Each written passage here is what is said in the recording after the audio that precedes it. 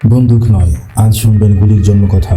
9mm গুলি শুধু একটি ধাতব বস্তু নয়, বরং প্রযুক্তি, নির্ভুলতা আর নিরাপত্তার এক অনন্য নিদর্শন। আজ আমরা জানব কিভাবে একটি ছোট্ট গুলি তৈরি হয় বিশাল এক কারখানায়।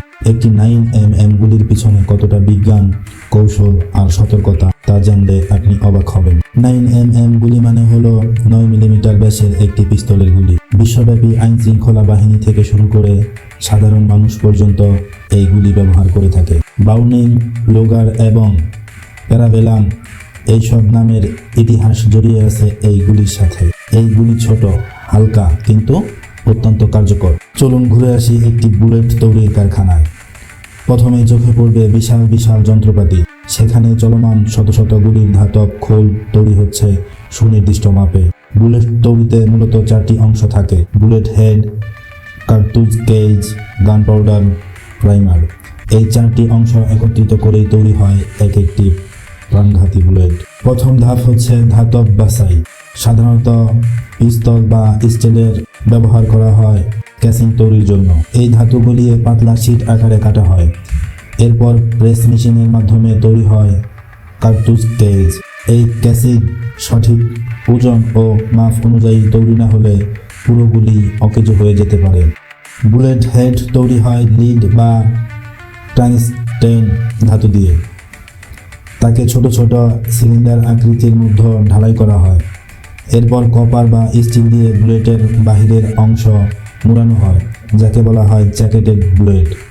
জ্যাকেটেড বুলেট অধিকতর গতিশীল এবং লক্ষ্যবস্তুতে প্রবেশ কার্যকর।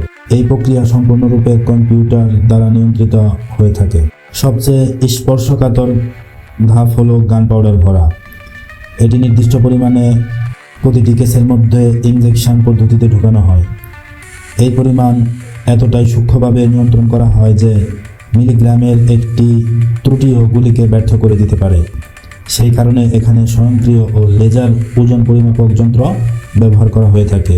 প্রাইমার হলো একটি ছোট ইগনিশন ক্যাপ, যেটি আগুন জ্বালিয়ে গান পাউডার বিস্ফোরণ ঘটায়। প্রাইমার কেসের পিছনে ছোট গহ্বরে বসানো হয় এটি। এই ধাপে নিরাপত্তা ব্যবস্থা সবচেয়ে বেশি।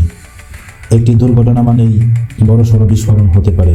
এবার সব কিছু একত্রিত হয়: ক্যাসিং, গান পাউডার, প্রাইমার আর বুলেট হেড। স্বয়ংক্রিয় মেশিনের সাহায্যে প্রতিটি অংশ মিলিয়ে তৈরি হয় পরিপূর্ণ একটি 9mm গুলি। এই ধাপে প্রতিটি গুলিকে পরীক্ষা করা হয় স্ক্যানার দিয়ে। এবার আসি কোয়ালিটি কন্ট্রোল বা গুণগত মান যাচাইয়ের ধাপে। প্রতিটি ব্যাচ থেকে কিছু নমুনা নিয়ে ফায়ারিং টেস্ট করা হয়। তাপমাত্রা ও আর্দ্রতা ও গুলির স্পিড সবকিছু মাপা হয় আধুনিক যন্ত্রে। শুধুমাত্র পরীক্ষায় উত্তীর্ণ গুলিগুলোকেই বাজারে বিক্রয় করা হয়।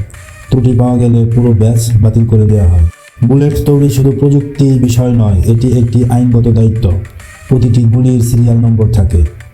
বিস্তারিত রেকর্ড রাখা হয় কারখানায়।